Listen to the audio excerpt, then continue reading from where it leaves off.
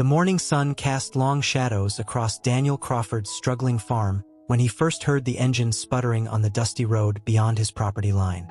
At 42, Daniel had grown accustomed to that sound, the telltale cough of a machine in distress.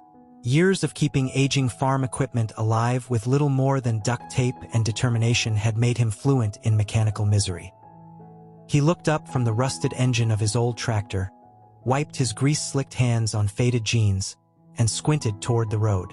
There, shimmering in the heat, sat a silver luxury sedan with its hood propped open. A young woman in a sleek, champagne-colored dress stood beside it, holding her phone up like a torch, desperately trying to catch a signal that didn't exist this deep in the Nebraska countryside. Her blonde hair gleamed in the sun, and even from 100 yards, Daniel could read the irritation in her body language.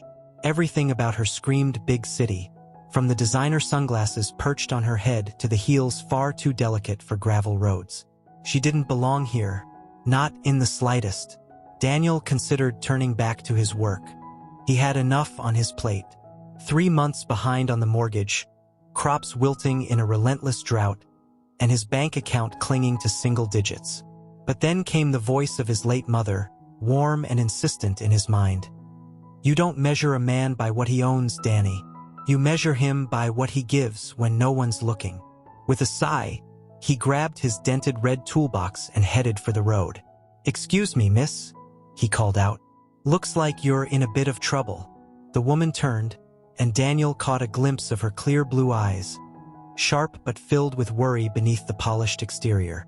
"Oh, thank God," she said, visibly relieved. "I'm Ava Langford. My car just died, and of course there's no reception out here.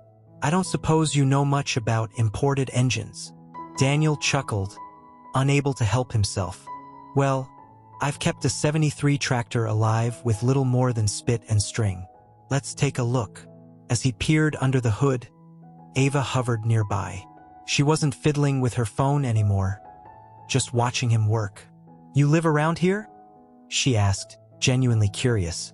"Born just over that ridge," Daniel replied, nodding toward his modest farmhouse and windmill. "I'm the fourth Crawford to run this land. That must feel grounding, to belong somewhere like that," she said softly. There was something in her tone, a wistful edge that made Daniel look up. "Don't sound like you've had that yourself." Ava hesitated, lowering her eyes. "My dad and we move in circles where people know your last name before they ask your first. You're seen for your wallet, not your worth. Sometimes I wonder what it's like to be valued for who you are, not what you come with." Daniel found the culprit, a faulty battery terminal. As he tightened it, he caught himself glancing at her more than necessary. "There," he said at last, shutting the hood. "Try her now." Ava climbed in and turned the key. The engine roared back to life. Her smile lit up like sunrise. "You're a miracle worker," she beamed. "How much do I owe you?" Daniel waved it off. "You don't. Just lending a neighborly hand." Ava blinked, puzzled. "But you took time out of your day, used your tools. Don't you want something for it?" "Sometimes folks help just because it's right," Daniel said simply. "Not because they expect anything back." She stared at him for a long moment, like she was hearing a language she hadn't known existed. "Can I ask you something?" she said after a pause. "What's it really like, living here, not just visiting, really being part of this?" Daniel leaned against her car, caught off guard. "It's honest, tough. Some years treat you kinder than others. This one's been brutal." He motioned to the parched fields. "Family, was married. She wanted city lights more than sunrises over cornfields. Hard to blame her. This life's not for everyone." Ava nodded slowly. "I'm sorry. That must have hurt." "Life teaches us what we can and can't carry," Daniel said. "And you," he added. "What brings someone like you this far off the map?" "Visiting a college friend in Lincoln," she said. "Tried to take a shortcut. Clearly a mistake. My dad would freak if he knew I was stranded out here. Overprotective. Over-controlling," she corrected gently. "He sees threats everywhere." Thinks people just want what our name can offer.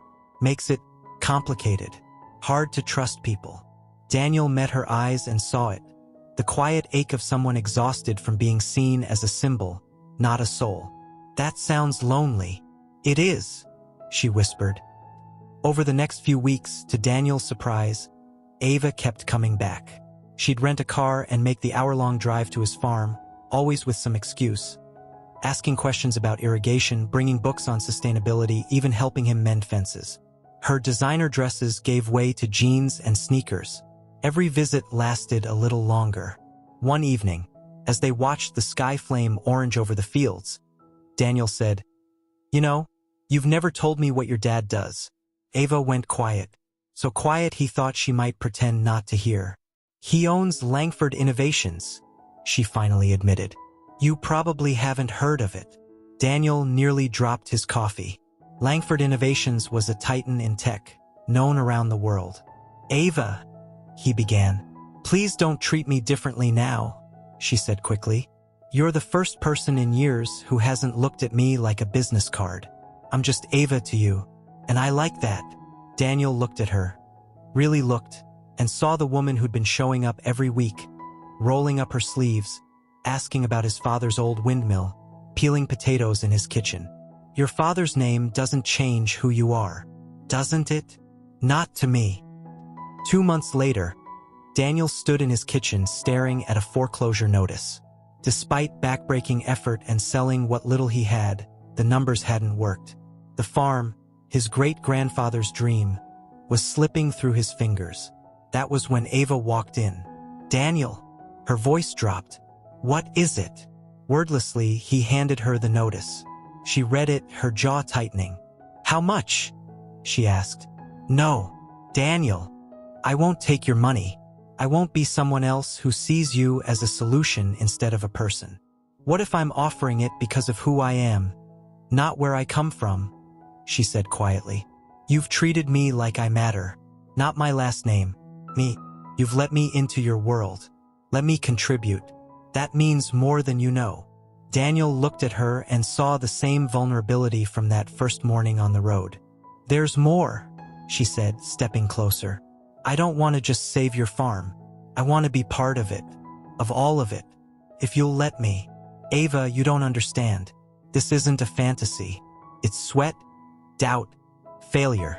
I've lived with gold-plated comforts and emotional emptiness," she interrupted. "I'll take cracked hands and honest hearts over that. Every time." 6 months later, Daniel stood on that same dirt road where her car had first broken down. But now Ava stood beside him in denim overalls and scuffed boots, her soft hands toughened by chores. "Any regrets?" he asked as she looked out across their now flourishing land. "About walking away from that old life?" He nodded. "Not one," she said, resting her head against his shoulder.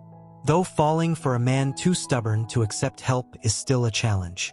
He laughed, pulling her close. "Your father still ignoring your calls? He'll come around. Eventually. He'll see I didn't marry down. I married into something real." As they walked back toward the farmhouse, Daniel thought about how strange life could be. How everything could shift because one person decided to stop and help a stranger. How love could bloom between two people from different worlds, grounded not in wealth or comfort, but in shared purpose, mutual respect, and the quiet miracle of truly being seen. It had been almost a year since Ava traded boardrooms for barley, and her transformation was nothing short of remarkable. But just as the soil had started to forgive them, just as new life began blooming from old land, a shadow returned. It began on a Monday morning, quiet and golden like most. Daniel was tending to the east fence line when he noticed a black SUV parked at the far edge of his property, right where the county road met the gravel path. No one ever came that way. He wiped sweat from his brow and narrowed his eyes. A man in a sharp gray suit was stepping out, sunglasses hiding his expression. Daniel had seen him before. Once, in a photograph Ava kept tucked in a book she thought no one noticed. It was Thomas Langford, her father. Ava was sitting on the porch when Daniel returned, his face grave. Before he could say anything, she stood. "You saw him," she said softly. You knew he was coming? She nodded. He called me yesterday, said he was flying in, said he wanted to talk face to face. Daniel's jaw clenched. You want me to send him packing? Ava walked down the steps and stood in front of him, her hands brushing his. I want you to let me handle it. The meeting was tense. Thomas Langford didn't bother with small talk. He stood by the porch, immaculate and immovable, like a judge passing sentence. You've made your point, he told Ava. You've lived the fantasy, but this ends now. Come home. Ava folded her arms. This is home. Thomas frowned. You're living on a crumbling farm, doing manual labor, with a man who can't even secure a bank loan. Daniel stepped forward, but Ava touched his arm. No, let him speak, she said, then turned to her father. You always thought love was a liability. That emotion made you weak. But I found strength here, in this land, in him. Thomas's eyes narrowed. He wants your money. I offered it. He refused. That made the older man pause just long enough. Ava continued, voice rising with calm conviction. You see a farm. I see legacy. You see a poor man. I see a partner. Someone who saw me before he knew my last name. Thomas turned to Daniel, icy. And you? What do you want from her? Daniel didn't flinch. I want her beside me for good years and bad, for the sunrise and the storms. I don't want her name or her money. I just want her. There was silence. Then Thomas Langford took off his sunglasses, and for the first time showed something like vulnerability. My wife used to say the same thing, he said quietly.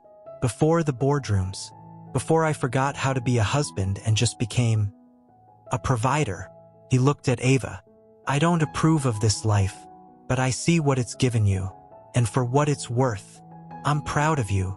Then he turned and walked away. That night, the wind shifted. The scent of fresh rain lingered in the air, and the clouds danced like music above their heads. Daniel and Ava sat on the porch, fingers intertwined. He came to take me away, Ava whispered. But I think he finally saw. I'm already where I'm supposed to be. Daniel smiled. And you're staying?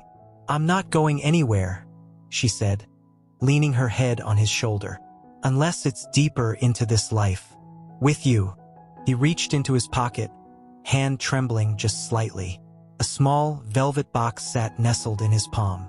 I didn't know if today would change things, he said. But now, I do. Ava's breath caught. He opened the box. Inside was a delicate silver ring, crafted with a single small sapphire. Not flashy, but timeless. Marry me, Ava. Let's build something that lasts. Tears welled in her eyes, and she nodded before the words could come. Yes, she whispered. Yes, 1,000 times. Months later, under an arch made from wildflowers and repurposed wood, they exchanged vows in front of a small crowd. Neighbors, friends, and surprisingly, even Thomas Langford, standing quietly in the back, a bittersweet smile on his face. Ava wore a dress she made herself. Daniel wore his grandfather's suit, and around them, wheat swayed in the wind like applause from the earth itself. And as they sealed their vows with a kiss beneath a setting sun, one thing was clear. This wasn't just a love story. It was a story of finding home, not in a place but in a person.